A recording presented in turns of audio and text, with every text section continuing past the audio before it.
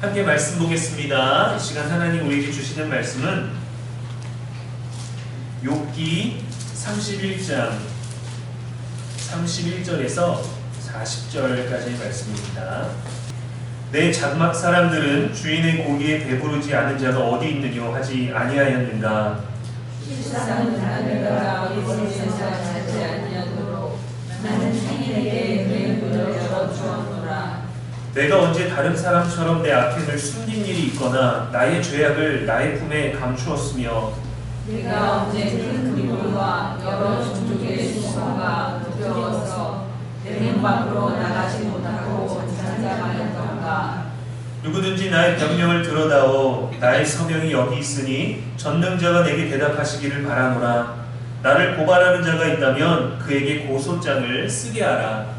내가 그것을 어깨에 메기도 하고 왕관처럼 머리에 쓰기도 하노라. 내 걸음의 수요를 그에게 알리고 왕족처럼 그를 가까이 하였으리라. 만일 내 자신이 나를 향하여 보시고 다짜란히 함께 울었다면 만일 내가 값을 내지 않고 그 소출을 먹고 그 소유주가 생명을 잃게 하였다면 밀 대신에 가시나무가 나고 우리 대신에 보리가 나는 것이 마땅하니라 하고 욥의 말씀을 지니라. 아멘. 이는 살아계신 우리 하나님의 말씀입니다. 이 시간 주신 말씀 가지고 하나님의 엄지척이라는 제목으로 말씀 나누겠습니다. 망연자실이라는 말이 있습니다. 멍하니 정신을 잃었다라는 말이에요. 해결할 방법이 없어서 어떻게 해야 될지 모르는 모습을 가리키는 말입니다. 이 망연자실이라는 이 고사성어의 유래는 자기가 나름 대단하다는 것을 깨우쳤다고 많은 것을 알고 있다고 믿었는데 나의 스승과 대화를 나눠보니 스승에게서 너무도 대단한 가르침을 본 것이죠. 그래서 나는 틀렸다, 나는 부족하다라는 것을 알고 스스로에게 많이 실망하면서 스승의 경지에 놀라서 정신이 나갔을 때를 묘사한 말이 바로 이 망연자실이라고 합니다. 욥기는 우리에게 이 단어의 의미를 더 잘 알려주는 것 같습니다. 사람에게 가르침을 주는 스승조차도 이렇게 위대하다고 느끼는데 세상을 창조하셔서 우리가 그 근원조차도 알 수 없고 그분의 전능하심을 헤아릴 수도 없는 그 전능자를 향하여 우리도 망연자실이라는 말을 사용할 수 있겠죠. 그러나 아직 욥은 하나님을 헤아릴 수 없는 스승으로 대면하지도 못했어요. 하나님을 믿어왔지만 직접 그분과 대면해서 그분의 위대하심, 그분의 전능하심을 직접 경험하지는 못했습니다. 하나님을 믿어왔고 또 하나님을 신뢰했고 자신의 삶에서 범죄하지 않았고 고난을 당하기 전에도 올바른 삶을 살았고 지금도 그러합니다. 자신의 행동은 늘 정직했기 때문에 이제는 하나님께 심판받을 준비가 되었다라고 선언을 하는 거예요. 이번 장에서 너네들이랑은 도저히 얘기를 할 수가 없구나. 너희는 알지도 못하면서 나를 죄인이라고 말하는구나. 너희는 하나님을 알지도 못하면서 마치 하나님처럼 나를 정죄하는구나. 근데 너희들 말은 다 틀렸다. 그래서 오직 하나님만이 나를 대변해 주실 거다. 나는 죄가 없다. 죄라고 말할 수 없다. 나는 하나님께 차라리 심판을 받겠다라고 선언하는 거예요. 그래서 만일 자신의 말이 틀렸다라면 40절에 뭐라고 하냐? 밀 대신 가시나무가 나고 보리 대신에 독보리가 나는 것이 마땅하니라 라고 말합니다. 이 얘기는 농사를 실패했거나 망했다라는 말을 하고자 하는 게 아니에요. 그런 표현이 아닙니다. 하나님이 만드신 섭리가 있죠. 콩 심은 데 콩 나고 팥 심은 데 팥 나는 섭리를 만드셨는데 밀 대신 가시나무가 나고 보리를 심으면 독보리가 난다. 하나님의 자연의 섭리가 파괴된 결과를 말하는 거예요. 그러니까 이 일은 일어날 수가 없기 때문에 하나님만이 나를 증명하실 수 있다는 거죠. 욥 자신의 삶도 의를 행했기 때문에 의의 열매를 맺는 것이 합당한데 너희는 자꾸 나를 죄인이라고 말하니 더 이상은 너희와 말할 수 없고 하나님의 판단으로서 하나님이 나를 증명하실 거다. 그래서 만약에 그분이 나를 심판하신다면 내가 그 벌을 받겠다라고 하는 거예요. 그리고 욥의 말이 맞춰졌어요. 욥이 말을 그치니라. 29장부터 이어진 자신의 긴 독백이 끝나는 겁니다. 이 31장에서는 욥이 자신의 무죄함을 강조하면서 삶의 여러 방면에서 얼마나 올바르고 친절하고 선하게 살아왔는지를 진술합니다. 죄를 범하지 않으려 했고 정의와 공의를 행했고 하나님을 경외한 삶의 태도를 막 말하고 있어요. 가난한 자와 약자를 돌봤고 우상 숭배하지 않았고 원수에게 악을 행하지도 않았다. 누가 봐도 칭찬할 것밖에 없는 욥의 모습입니다.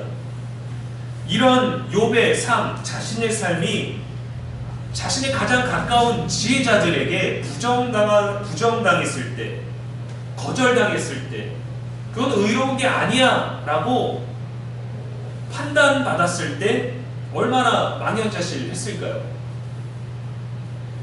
가족이 여행을 가려고 출발하려는데 차키가 없어요. 어떡하지?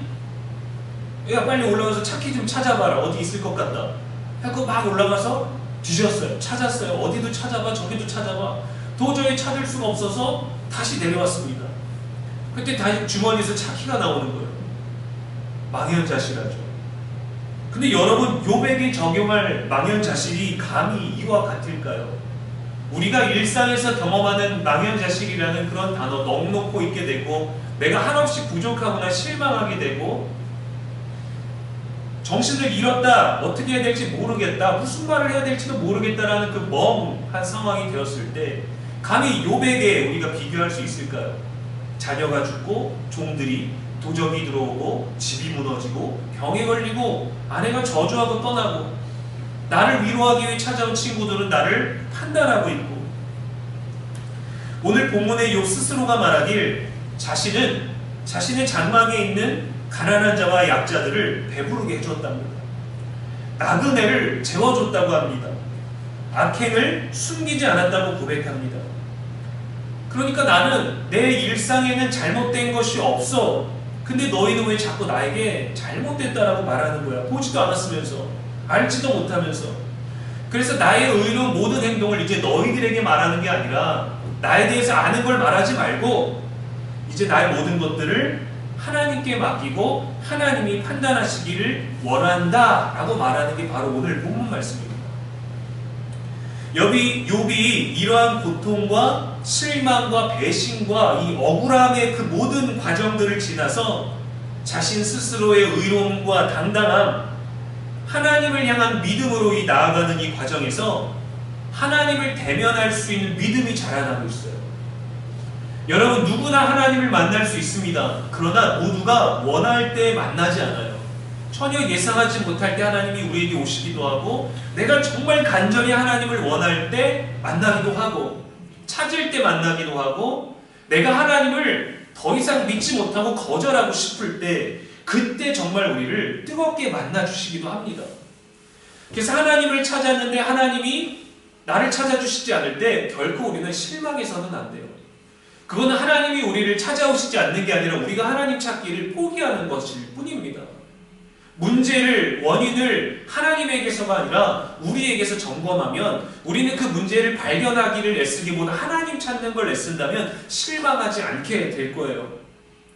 근데 우리 인생이라는 게 그렇지 않잖아요. 아프면 당연히 병원 가서 치료받아야 되고 누군가 힘든 일이 있다면 도움 받고 싶고 도움 주고 싶고 누군가 힘들어할 때 누군가 날 좀 위로해 줬으면 좋겠고 근데 무엇 때문에 힘들다라고 말하기조차 힘들 때 그것조차도 너무 에너지가 소비돼서 그저 편안하게 내 표정만 보고 나를 헤아려 줄 수 있는 그 한마디가 우리들에게 얼마나 소중합니까?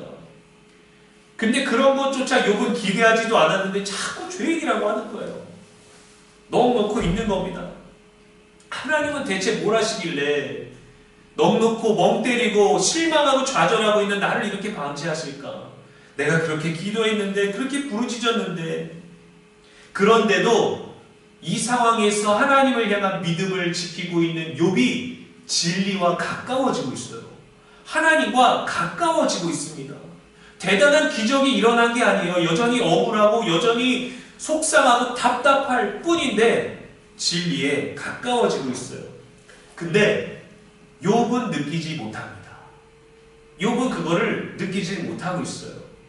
하나님이 그에게 더 가까이 오고 계심을, 하나님이 그가 진정 원하는 그 이상을 만져주기 위해서 오고 계심을 욥은 아직 느끼질 못하고 있어요. 본인은 몰라요. 답답할 뿐이죠. 억울할 뿐이죠. 자신을 누군가 대변해 주기만을 바라고 있습니다.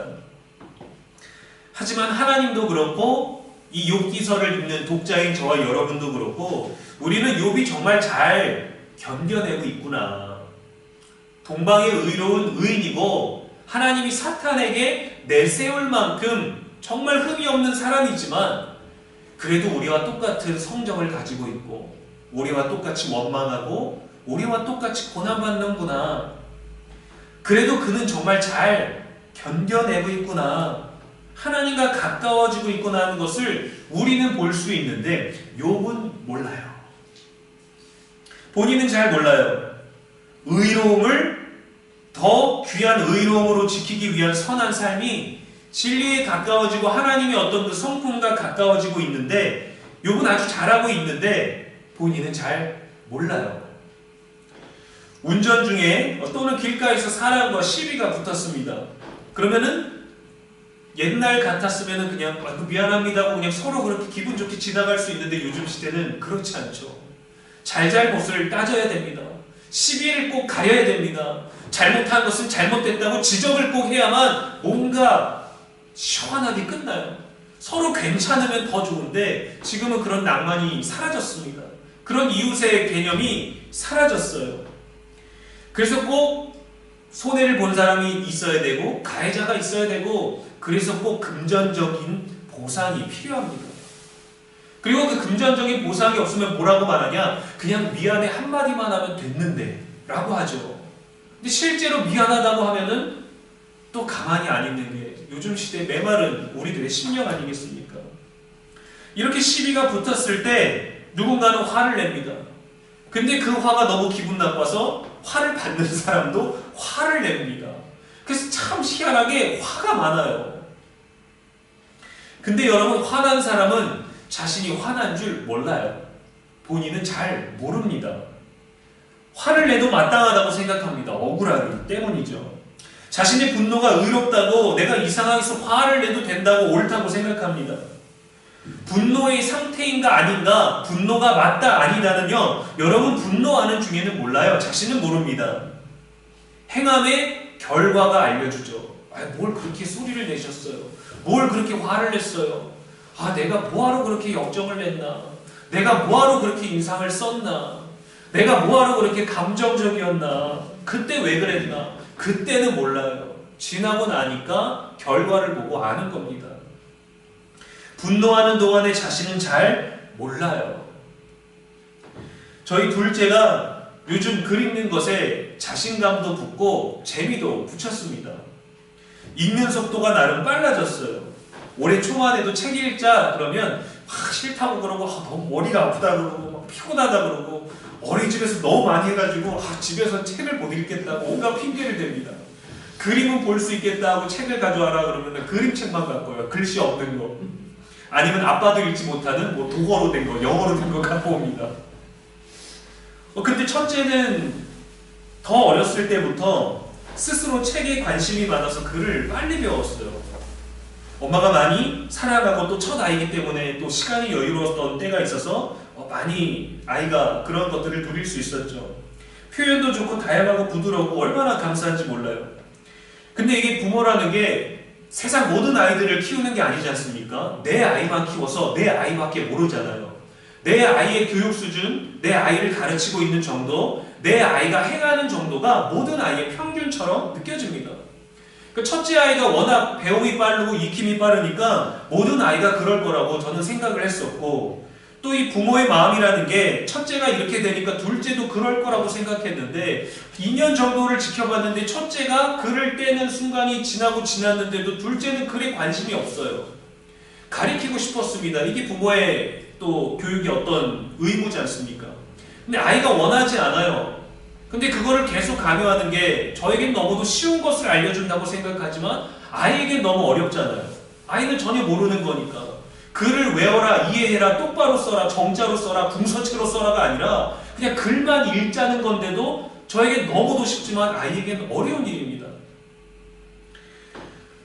저도 마음이 조급했지만 아이 자신은 얼마나 답답했겠어요. 욕심 부리지 않기로 했어요. 재촉하지 않기로 했어요. 괜찮아, 글 못 읽어도 돼. 어차피 다 읽어. 아빠도 글 늦게 뗐어. 아빠도 3학년 돼서 9구단 5단 외웠어. 밥 잘 먹고 건강하기만 하면 돼. 학교 들어가면 배우기 싫어도 배워야 되니까 신나게 잘 놀아. 놀 때 울지 말고 싸우지 말고 놀 때 재밌게 놀아. 근데 어느 날부터 둘째가 소리내서 글을 읽기 시작했어요. 혼자 이렇게 소심하게 정확하게 읽을 때까지가 아니라 와갖고 아빠 이거 뭐죠? 오 읽었네. 그거 엄청 뿌듯해하는 거예요. 또 오른 데 가서 아빠 이리 와보세요. 오 왜 아빠 이거는 오 잘한다. 엄지척 해줬어요. 틀리거나 잘 모르면 잘 모르겠다고 미소를 지으면서 애교를 부리는데 글을 읽지 못하는 게 더 사랑스러워졌어요. 글을 읽어서 잘했기 때문이 아니라 아빠가 원하는 단계에 왔구나가 아니라 아이가 여전히 더 못 읽는 게 더 귀엽고 사랑스러운 거예요. 읽으려는 노력, 그 의지, 칭찬받았을 때 아이가 기뻐하는 것. 너무 신기해서 엄지척 해줬습니다. 아마도 또 어린이집에서 또 배우는 학습하는 게 있으니까 친구들 사이에 경쟁도 있잖아요. 집에 오면 아빠 내가 오늘 밥을 1등으로 먹었어요. 오늘 달리기 했는데 내가 1등으로 해서 칭찬받아서 비타민 받았어요.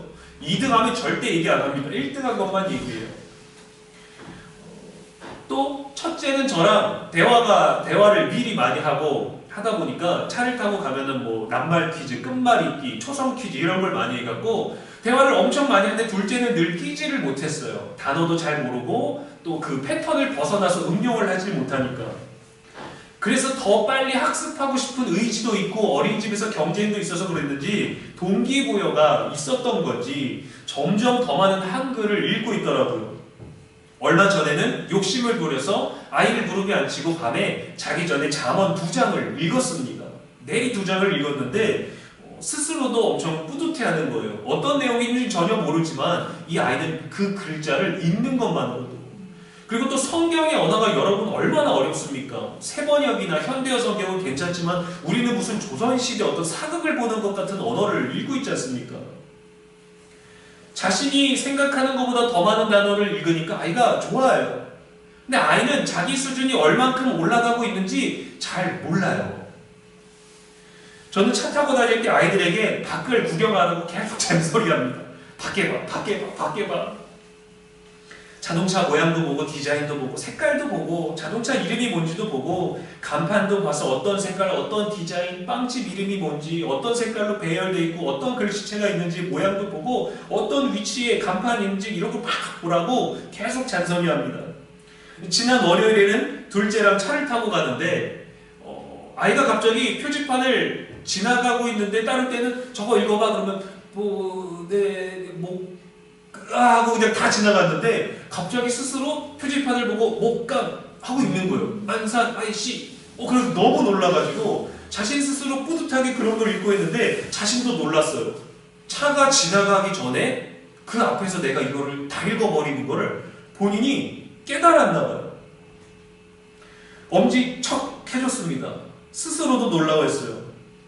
누군가 자신은 잘 모르는데 분명히 아빠는 한글 열심히 읽어야 돼 괜찮아 라고 했는데 어디서 동기부여가 됐는지 자신의 성장과 능력이 어느 정도의 수준을 이미 뛰어넘고 있다는 걸 아이는 몰랐지만 아빠가 격려해주고 아빠 앞에서 스스로 드러내니까 자신의 수준을 체감하게 된 거예요. 그것을 드러내고 그것을 묻고 그것을 확인받기까지는 몰랐어요. 근데 그 아빠에게 인정받고 싶은 욕구, 아빠에게 보여주고 싶고 내가 읽을 수 있다는 걸 보여줬을 때 자신도 모르게 더 많은 글자가 자기 안에 있었습니다. 성취감, 자신감, 그 힘을 아이는 느끼고 있는 거예요. 아이는 그래도 몰라요. 잘하고 있는 건지, 얼마만큼 더 잘해야 되는지, 어느 정도 수준이 돼야 되는지, 형은 대체 어느 수준에 머물러 있는지 아이는 모릅니다. 그래서 누군가는 증명해 주길 바라고 스스로도 증명해 주기를 바라는 거예요. 욥은 이 아이가 원하는 이것을 하나님에게서 증명되기를 원하고 있는 겁니다. 하나님 내가 진실로 지금 잘 믿고 있는 겁니까? 내가 내 자녀에게, 내가 내 사업에, 내가 내 가정에, 내가 만나는 내 주변 사람들에게 내가 분명 잘하고 있는 게 맞습니까? 하나님에게서 증명되고 하나님이 나를 좀 증명해 주시기를 기대하고 바라고 있는 거예요. 정말 잘하고 있는 건지. 그런 바람에 의해 믿음을 지키고 있는 그의 삶은 이미 진리와 가까워지고 있었습니다. 욥은 잘 몰랐어요. 느끼질 못했어요. 분노했던 사람이 느끼지 못한 것처럼 분노하고 있었고, 욥이 하나님이 나를 관심 주지 않는 것처럼 느끼고 몰랐지만 하나님은 욥에게 엄청난 관심을 가지고 계셨기 때문에 그에게 다가오고 계셨고 그가 다가오도록 허락하셨습니다. 진리 안에서 성장하고 있던 거예요. 이러한 삶의 태도를 고수할 수 있는 것은 욥이 하나님 중심의 삶, 궁극적인 심판자인 하나님이심을 인정하는 태도가 있었기 때문입니다. 하나님을 인정해야 돼요. 나를 증명해 주실 수 있는 분, 나의 옳음을 옳다고 말해 주실 수 있는 분. 사람은 때로 실수하고 사람은 자기 주장대로 말하고 자기 고집대로 말하고 자기가 아는 것밖에 자기 신념만큼만 말하지만 모든 진리를 아시는 그분이 나를 이해해 주시면 좋겠다. 그것에 가까워지고 있는 욥입니다. 자연스럽게가 아니에요. 믿음을 지켰을 때 가까워지고 있는 거예요. 믿음을 지켰을 때. 누가 나를 증명해 주실 수 있는가? 그걸 증명해 주실 수 있는 유일한 존재가 누군가? 하나님이시다. 그분이 나를 판단하시고 내가 그분의 심판을 받겠다라고 하나님을 고백했을 때 사람 사이에서의 오름이 아니라 내 삶과 내 존재에 대한 그 분명한 진리를 고백했을 때 하나님은 그에게 다가오셨고 그도 하나님에게 가까워지고 있다는 것이죠. 대부분은 하나님이 변하셔서가 아니라 우리의 마음이나 태도가 변해서 이 진리에 가까워지지 못할 때가 많아요. 하나님을 의지하는 신앙을 여러분 결코 잃지 마십시오. 때로는 어떤 고난 때문에 우리가 기도하잖아요.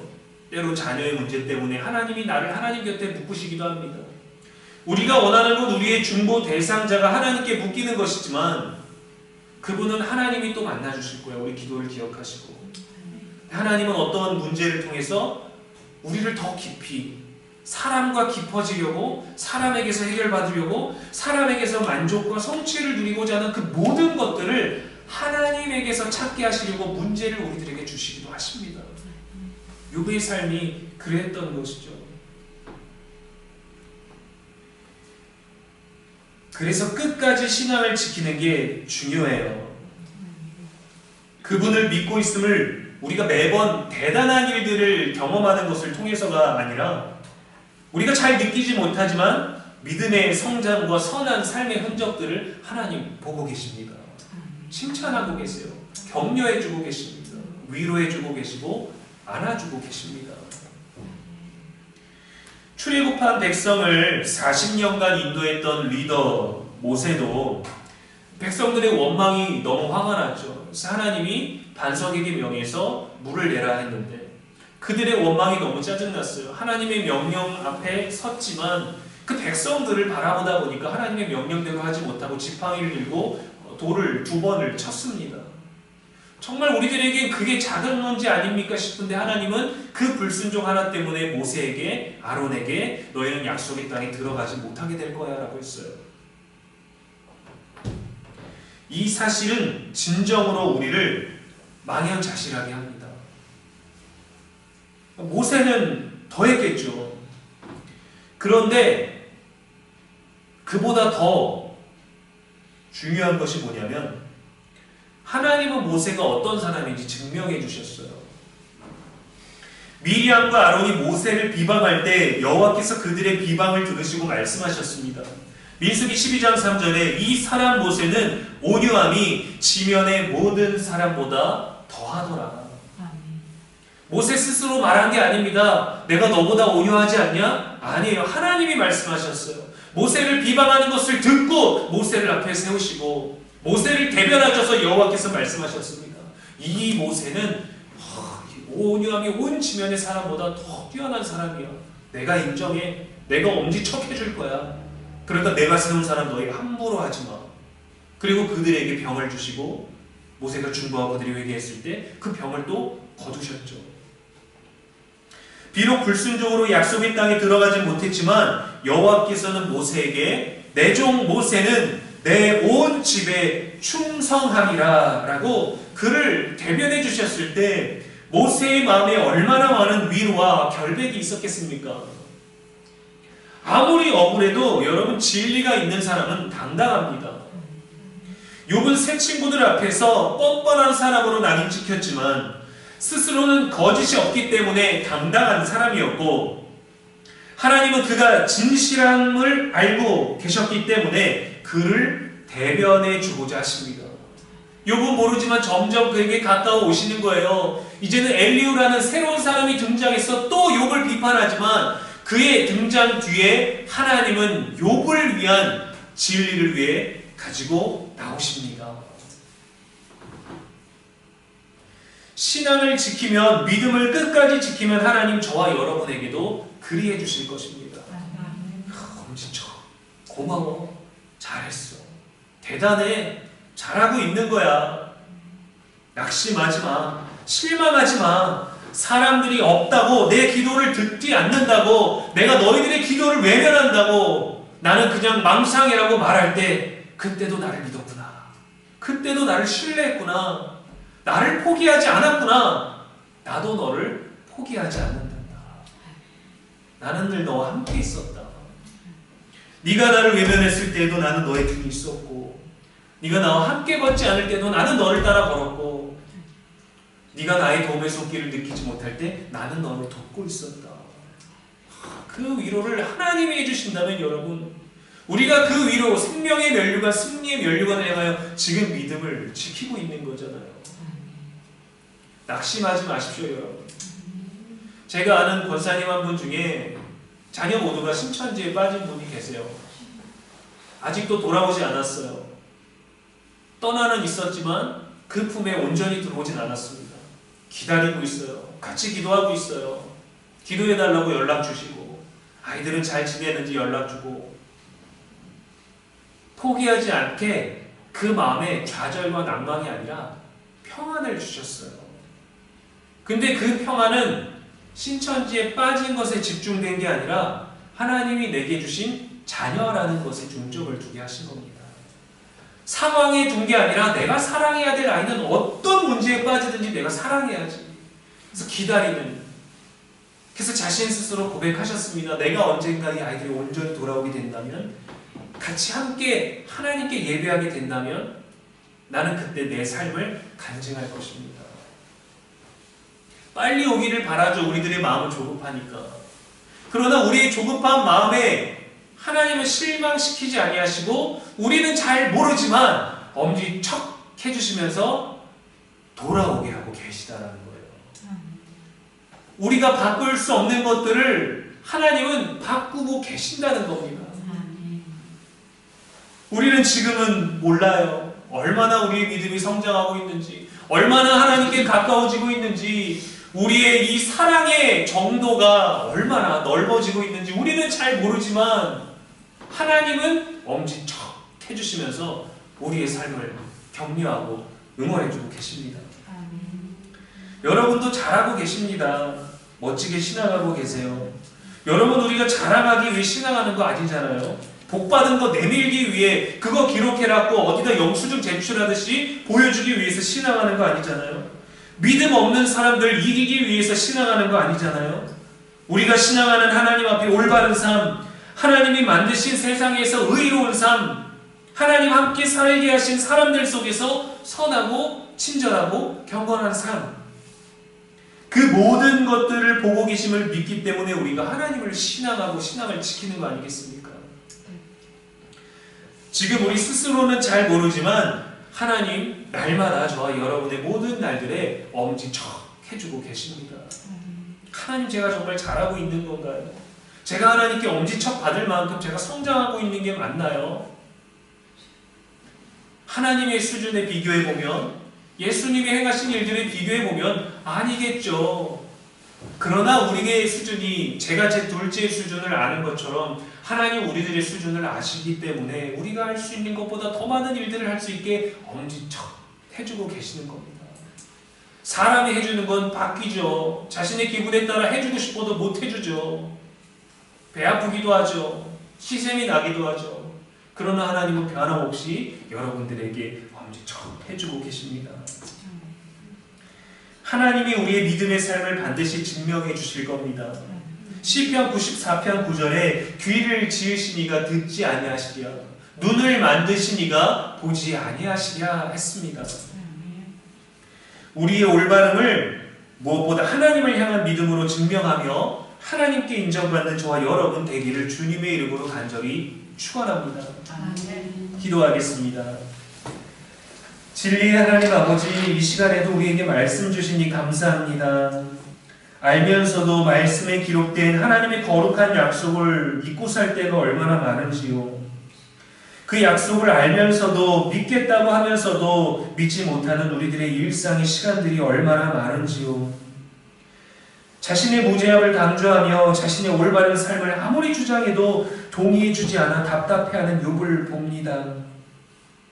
만연자실에 있는 욥이 또한 우리이기도 한 것에 우리 또한 만연자실합니다.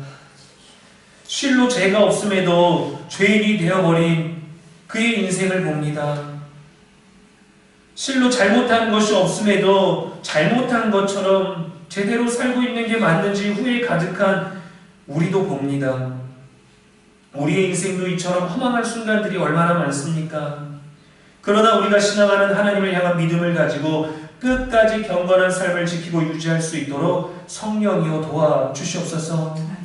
우리의 작은 믿음이 하나님께 가까워지고 있고 우리의 작은 믿음을 향하여 엄지척 해주면서 잘했다고, 잘하고 있다고 칭찬하고 격려하시며 우리 곁을 떠나지 아니하시는 그 하나님 바라보는 우리의 시선이 떠나지 아니하게 하시고 흔들리지 아니하게 하시고 기도의 호흡이 멈추지 아니하도록 우리를 붙들어 주시옵소서. 우리도 모르게 작은 믿음이 성장하며 우리를 진리로 인도하고 은혜의 순간들을 살게 하고 있음을 깨닫게 하여 주시옵소서. 우리의 영원한 소망이 되시는 예수님의 이름으로 기도합니다. 아멘.